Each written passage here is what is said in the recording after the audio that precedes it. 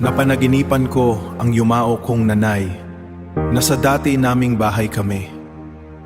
Abala siyang nagluluto at sa tabi ng kalan may isang sanggol. Tahimik lang ang lahat, parang normal, pero may kakmaya sa ibang eksena. Nakahiga ako sa kama tapos may liwanag sa ilalim.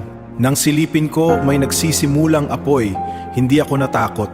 Kampante akong naghanap ng paraan para apulahin ito. Pero doon naputol ang panaginip.